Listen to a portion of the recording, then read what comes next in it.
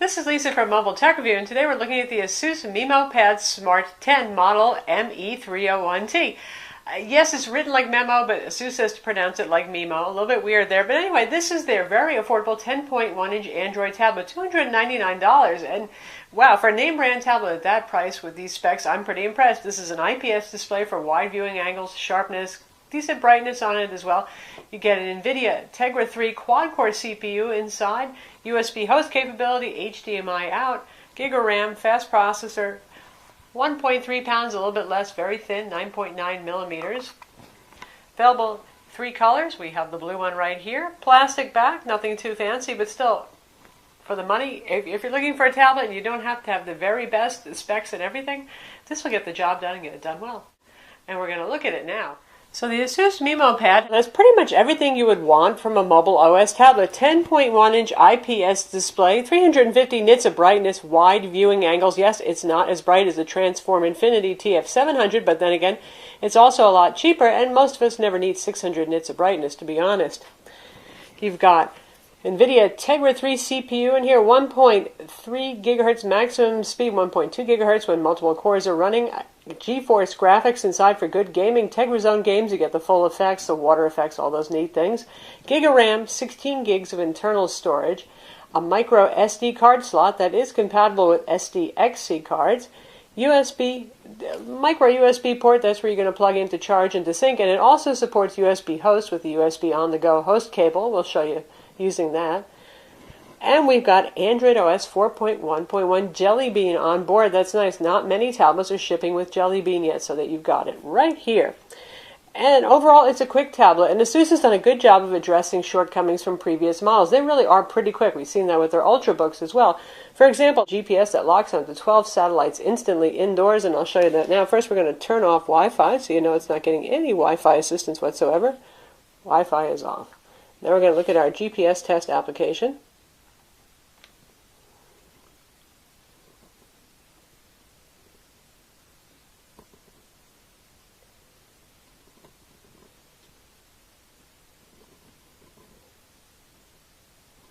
And there it is. Just that quick. That's excellent, isn't it? And again, Wi-Fi is turned off, so it's not doing any Wi-Fi triangulation there. And we'll turn our Wi-Fi back on. And while we're at it, you can see we've got pretty much the standard Jelly Bean interface here with some enhancements from Asus. You can get to full settings by tapping here, but we have the quick access to wireless over right here, a variety of settings, switching between echo mode, balanced and high performance mode, Bluetooth turning on. And right here, you see this? They've got what they call their Sonic Master Audio, that little picture of speakers there. No matter where you are, you've got instant access to a bunch of different audio profiles right here. And it actually does make a difference. It ships by default with all sound enhancements turned off. And we turned on movie mode for watching movies, and they sound a lot louder and a lot fuller and a lot better. And you can see we have it in gaming mode right now because, well, I was just playing a game. So it really helps. Put it back in movie mode for now, but nice. And I like the fact that you can get to it from anywhere and quickly switch your profile, so you don't have to remember to do that before you get into an application. And while we're discussing the speakers, let's take a look at those. They are on the back, and that's another thing that Asus has addressed. They used to have what they called stereo speakers, but, well, it was really two speakers right next to each other in one hole in some models. That wasn't very effective. Here we have a stereo speaker right here. Stereo speaker right here. Pretty loud slot. This gets loud enough, especially if you turn on one of the enhanced sound profiles, that the whole back vibrates. It's pretty amazing. So it's pretty loud. It's pretty full, certainly for a 10-inch tablet. And while we're looking around, you can see, for your money, what are you getting? You're getting matte plastic. Wow, that's exciting. This is the blue color right here. It's neither ugly nor beautiful looking. It's pretty neutral in my opinion. This is also available in fuchsia pink and in white. So you got a couple of color options here. Down on the bottom, you'll notice no ports whatsoever. Unlike other Asus Transformer models, notice there's no transformer in the name here. This does not plug into an optional keyboard dock. So this tablet is also for you folks who really don't want that optional keyboard dock functionality. You just really want a tablet. You don't want to turn it into a clamshell laptop style device. Of course, you can use Bluetooth keyboards with this. You could even use a USB keyboard if you wanted to. On the side here, this is our micro SD card slot. It is compatible with SDXC cards. In fact, we have an SDXC card in this right now, just so you can see, because we're going to use it later. That's one of the SanDisk ones. You can tell from the little color pattern right there, 64 gig card. And up here we have the micro HDMI port, and we have the micro USB port. And this is where your charger is going to plug into, since there's no transformer style multifunction 30-pin dock connector on the bottom. We don't have that kind of connection anymore. It's just standard micro USB. And in fact, that's the same thing that works with the Nexus 7, also with the iPad. And here's what your charger looks like, the typical little Asus black block. USB cable plugs in here. Other end's the micro USB to plug into the tablet.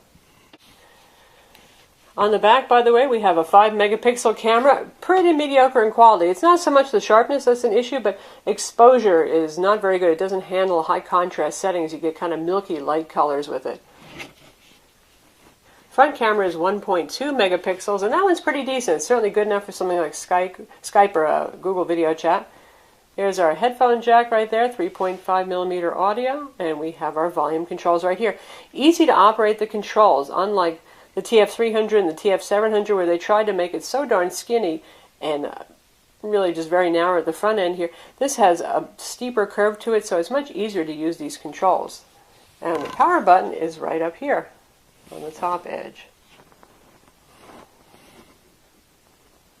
The tablet weighs 580 grams, which is just under 1.3 pounds, so also very light, 9.9 millimeters thin, extremely thin tablet. So it may be, relatively speaking, inexpensive, but that doesn't mean you get a chunky, ugly, heavy thing here. By no means is it that. It's very svelte, it's very light. Build quality is pretty good. The polycarbonate back certainly feels pretty tough. A little bit of creak along the bottom edge, I notice, if I'm poking right around here, but nothing that I'm going to complain about. And back flex is just very, very, very minimal. So it's a lot less than the Galaxy Note 10.1. I know some of you are very, very sensitive to any plastic flex, so you're not going to get much here. Of course, this is so darn thin, it's probably going to be stiffened up by the circuit board that's directly below it. Another thing Asus seems to have addressed is they used to use slow internal storage, and I haven't seen any problems relating to that here. No, please wait when I'm using the web browser with multiple tabs open or anything like that. So performance has been rock solid. And we've got pretty much just generic Android Jelly Bean here, not much enhancement whatsoever. Asus adds their usual applications that I find quite useful. We can take a look at what's on here. You can see we've got their app locker, we've got their app backup, handy for those of you particularly who like to root and then back up all your applications. We've got their Audio Wizard application. We have their own kind of photo viewer. That's something that really is mostly for use with camera photos. It helps you organize them by date and even by geolocation, but you can use it as your video player if you want as well. We've got their parental lock here. My Library Lite, that's an ebook reader. I don't know why they call it the Lite version. They also have their Supernote app, and they call that the Lite version. I haven't noticed any difference between it and the regular versions you get on the Transformer tablets, but my Book Lite is a ebook reader, and it also does PDF. So you can see here we have an EPUB book, and this is a PDF that it's picked up off of my micro SD XE card. Works just fine. We'll look at a book first. Obviously, it supports side loading since it's just picking up PDFs off my card, and it looks pretty good, works pretty good. You can put Kindle on here, you can put Nook on here, you can put whatever you want on here in terms of ebook reading, but this one's built in for those of you who want something to get started with, and it works fine. And display resolution here is your standard 1280 by 800 pixels. It's pretty much common for Android tablets except for the high-end ones like the Nexus 10 that has a super high-resolution display. So when I'm reading a book, to be honest, it looks just fine and sharp enough to my eyes. You tend to hold the tablet pretty close to you, so you're not getting so much of a benefit of the high DPI unless you're looking at smaller text. Now, if you look at something like Zinio, the magazine reader, where it uses very tiny type to reproduce magazine layout pages, then that's where you'll be wishing you might have a higher resolution display. And we'll take a look at the PDF rendering now. Of course, you can also download Adobe Reader if you want. That's free. But as a built-in solution, there it is. It works. It gets the job done. The display certainly does have wide viewing angles. Colors are pleasing. Relatively speaking, they're fairly neutral. Not super, super zingy, vibrant, but really pleasing enough. I enjoy watching videos on this. And again, for the price point, I'm not going to complain. And for those of you who are not familiar with Asus tablets and their bundled software, again, here's our Supernote Lite. And it has tutorials to show you how to use it. There's my really exciting note that I've done. Now, this is just a capacitive display, no digital pen here. So if you want to write notes, you have to use a capacitive stylus, which I find, kind of torturous. It's not really very precise. But you can do things like embed photos in here, rearrange stuff, draw, diagram. Again, as a bundled solution, you really can't complain. It's pretty full-featured. And you can type text in here as well. They also bundle TegraZone, so you can check out some of the TegraZone games. We have Press Reader on here for reading magazines. Zinio is pre-installed as well. As I mentioned, that's a magazine reader. Beautiful magazine page reproduction going on there. But again, for Zinio, I would still like to have even a higher resolution display if I could, but it's certainly readable and usable. And all the standard Google applications are here. Google Play Books, Google Play Videos, Google Maps is on board. Obviously, it works with that built-in GPS just fine. And the interface you can see is pretty much just standard Android. We have our apps right here. And we have our widgets, and the widget selection is not hugely enhanced by Asus. Here we have a lot of the standard Google ones, and we've got a couple of their clocks, like the one we have running on the home page right now. We've got the MyZine, we've got charging status. In terms of speed, this one is pretty darn fast. Certainly this is head and shoulders faster than TI OMAP dual-core CPU tablets that are out there, and that includes the Kindle Fire 8.9, which would be one of its closest competitors, being a larger than 7-inch tablet and being $299 and fairly capable. Of course, with the Kindle Fire, you don't get all the features here. You don't get things like the GPS functionality and all that, but you do get a higher resolution display. And size-wise, here it is with the Kindle Fire 8.9 right in front. Obviously, it's going to be a little bit smaller. Kindle Fire does have a sharper display. Kindle Fire is not nearly as fast and responsive. And of course, isn't a full Android tablet. Like I said, you don't get some of the features that you do, and you don't get access to the Google Play Store on a Kindle Fire. When it comes to benchmarks, it scored 3309 on Quadrant. The fastest smartphones right now are scoring at 5,03309. Is pretty similar to what you're going to get on the Nexus 7, which does have also a gig of RAM and pretty much the same CPU inside. For Antutu, we scored 12,421, a very respectable score. For GL Benchmark 2.5, the off-screen Egypt test, and on-screen we got 53 frames per second, on-screen 34 frames off-screen.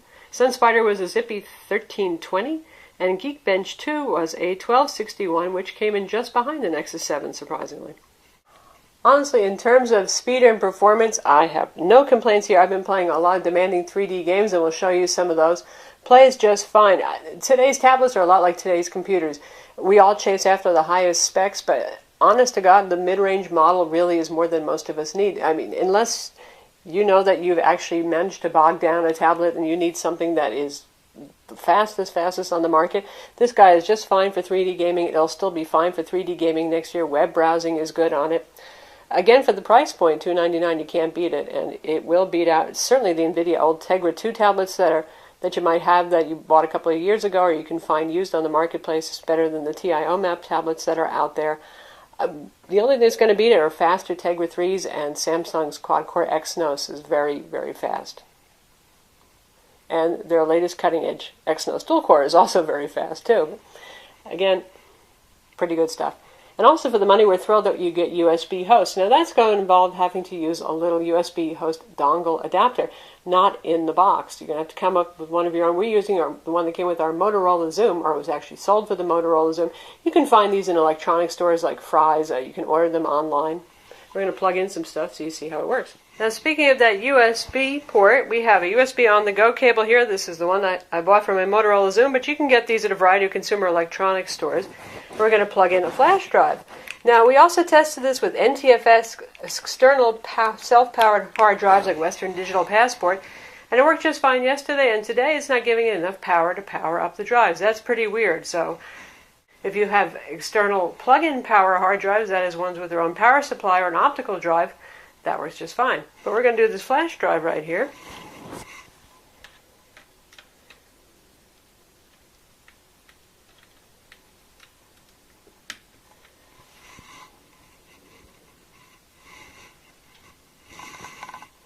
And it says external storage inserted. You can tap here, and then there it is. It just shows right up under USB disk 1. And we've got some music on here.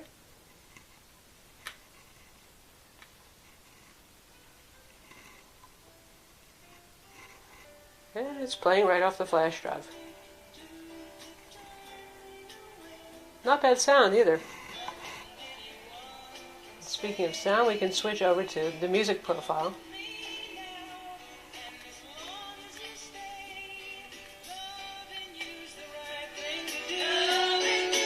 not bad. And next we're going to test it with the Xbox wired controller for PCs. You can see we have a whole lot of wire here. This is the USB version. This is not the wireless Xbox 360 console version. This one meant for PCs. And we're going to test out our beloved Grand Theft Auto 3, which supports the controller nicely.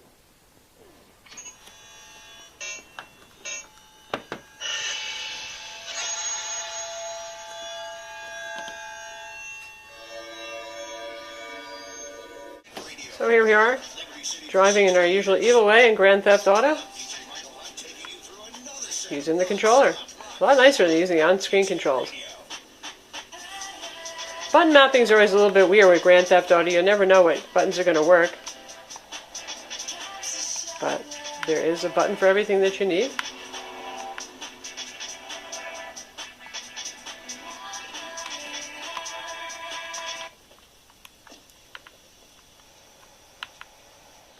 And here we are in Dead Trigger, a free game that is Tegra Zone game. So you got enhancements for the Tegra 3, like water reflections here. See the particles that are flying. So you're getting a little bit better of experience over here.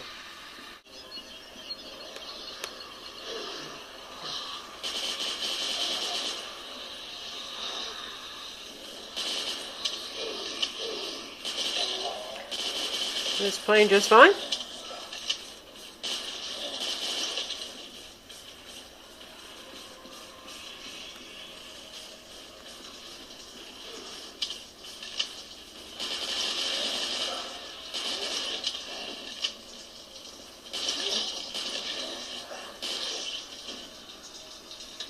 Good performance. So for your $2.99, you're definitely getting enough performance to play today's demanding games. Another neat thing is this comes with Android Jelly Bean, which usually just comes with Google Chrome, and that's it. We have the standard Android WebKit browser here as well. I like that because, well, it's a bit faster sometimes than Chrome is, and also because you can get Adobe Flash working for this. Chrome does not support Adobe Flash, but here I've sideloaded Adobe Flash. If you go hunt for it on Adobe's website, you can actually find it, turn on installation of non-market apps, and then run that installer. So we're here on Congregate so we can get going with some games that are Flash-based. Never played this before, but we'll give it a try just to demo this.